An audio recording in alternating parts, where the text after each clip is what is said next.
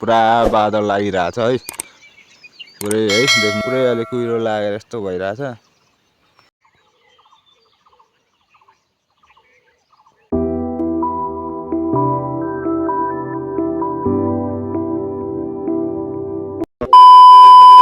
ल त दाजुभाइ तथा दिदी बहिनीहरू गुड मर्निङ।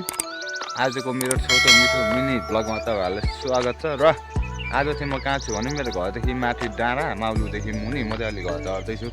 अलि यताको भ्यूहरू चाहिँ देख्न सक्नुहुन्छ यस्तो छ है पुरा बादल लागिरहेछ है पुरै है देख्न सक्नुहुन्छ वरिपरि बादल लागिरहेछ होइन स्वर्ग जस्तै भइरहेछ। अहिले चाहिँ घाम पनि झुक्किएको छैन र म चाहिँ आज 2-3 दिनमा झर्दैछु घरतिर माउलोबाट र तपाईँहरूलाई आज झर्दा झर्दै म हाम्रो गाउँको एउटा यस्तो डेन्जर चिज देखाउन जाँदैछु होइन। त्यही चिज देखाउँछु म तपाईँहरूलाई। त्यही चिज देखाउनुको लागि चाहिँ म अलिक एक्साइटेड भएर चाहिँ भिडियो सुरु गरेको। त्यही कारणले चाहिँ हाम्रो गाउँमा विकास पनि भएको छैन र अहिले हेर्नु न हाम्रो गाउँको हालतहरू न त रोड छ न त केही होइन। बाटोहरू पनि यस्तो छ पुरै यस्तो छ चट्ट लाएर है। जस्ट यो लाइनको पोलहरू देख्न सक्नुहुन्छ यही लाइनको मात्रै सुविधा भइरहेछ अनि अरू चाहिँ भएको छैन। त्यसकै अब त्यही चिज चाहिँ म तपाईँहरूलाई देखाउनु गइरहेको छु होइन। हेरिदिनु होला तपाईँहरूलाई होइन हेर्नु होला। हाम्रो गाउँको त्यो चिज चाहिँ खत्रै छ है डेन्जरै हो। अब बाटोहरू पनि यस्तै छ बाटोहरू चाहिँ पुरा होइन लडिएला जस्तै होइन बाफ्रे होइन बाटोहरू हेर्नु न। मैले तपाईँहरूलाई पुरा यो हाम्रो गाउँको डेन्जर चिज देखाउँछु भनेर भनिरहेको थिएँ है। देख्न सक्नुहुन्छ यही चिज हो हाम्रो गाउँको डेन्जर भनेको चाहिँ।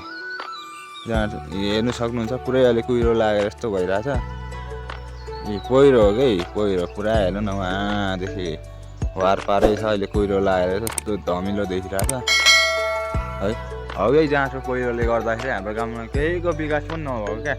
अब हेर्नु न बाटोहरू अब यस्तो छ कुनै बेला त झुक्किएर अब होइन झुक्किएर यसो अलिकति गल्ती भयो भने त यतातिर पछि गइन्छ होइन। बाँच्ने चान्स छैन यहाँदेखि उसिति गयो भने त न त रोडको सुविधा छ न त खाने पानीको सुविधा भएको छ। यो हाँडी जाँठो यो पहिरोले गर्दाखेरि जाँठो है यस्तो पहिरो त अझै उता पछितिर होइन माथितिर अझै 3-4वटा छ। हाम्रै गाउँमा मात्रै यो पहिरो चाहिँ किन आउनु पनि जाँठो यस्तो रिस उठ्छ कि घरि कता होइन गिद्दी लाग्छ क्या मलाई चाहिँ यस्तो पहिरोहरू हेर्नु आम्मा माथि पुरैकै अलिक कुहिरोले गर्दा मजाले देखिएको छैन र मात्रै नभए त कसम यो पहिरो त डेन्जरै छ जाँठो हेट। यो पहिरो चाहिँ हाम्रो उतातिर हेर्नु सक्नुहुन्छ उता डाँडातिर पुरै यतातिर पुरै उ थियो कि बारी खेतहरू थियो अहिले त पुरा लगिदिइसक्यो।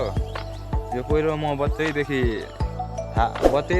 हेरेको यो पहिरो पहिले यतातिर बाटोहरू मजाको थियो है कुलोहरू पनि थियो अनि मस्त धानहरू पनि रोपिन्थ्यो। अहिले त कुलो सुलो पनि लगिदिएर बारी सारी आदि सब लगिदिइसक्यो होइन। गिद्दी घर पनि कुन दिन लान्छ यस्तो पहिरोले त गिद्दी गरिरहेको छ हाम्रो गाउँमा। यही पहिरोले गर्दा हो हाम्रो गाउँमा खासै विकास नभएको खाली भइरहेछ। अरूको गाउँमा हरेक विकास भइरहेछ र अनि यो पहिरो चाहिँ के कारणले गएको भने अरे सुने अनुसार मेरो अब होइन बाउले चाहिँ अरे हाम्रो बाउले चाहिँ त्यो अब कस्तो खालको सर्प हुन्छ नि नाग सर्प कि कस्तो खालको सर्प अब केटाकेटीमा अरे मारेर यस्तो यो पाखातिर त न त पुरै खयरहरू थियो अरे अनि हाम्रो बाउले चाहिँ सर्प मारेर चाहिँ त्यो खयर घारीतिर फालिएपछि चाहिँ बिस्तारै आफ्नै सम्पत्ति भनौँ न आफ्नै सम्पत्ति चाहिँ लगिदिएको हो। मतलब पहिरो चाहिँ बिस्तारै चल्नु थाल्यो त्यो सर्प मारेदेखि चाहिँ अनि त्यही भएर चाहिँ यस्तो भएको भन्ने खालको चाहिँ कुरो सुने हो होइन। हाम्रै बाजेको त के भन्नु बडा बाबुहरूबाट सुने हो। अनि यही पहिरोले गर्दा चाहिँ अलिकति गिद्दी भएको छ हाम्रो गाउँमा नभए त खत्रै छ। अनि त्यही हो मैले देखाउने चिज देखाइहालेँ तपाईँहरूलाई। अब कस्तो लाग्यो होइन तपाईँहरूलाई त्यही हो पहिरो कस्तो लाग्यो पहिरोको भ्यूहरू होइन। आजको भिडियो चाहिँ त्यहीतिर समाप्त गर्न चाहन्छु। अरू पनि तपाईँहरूलाई अरू पनि म चिजहरू देखाउने नै छु। आजको भिडियोमा चाहिँ बिदा हुन चाहन्छु। हस् त धन्यवाद।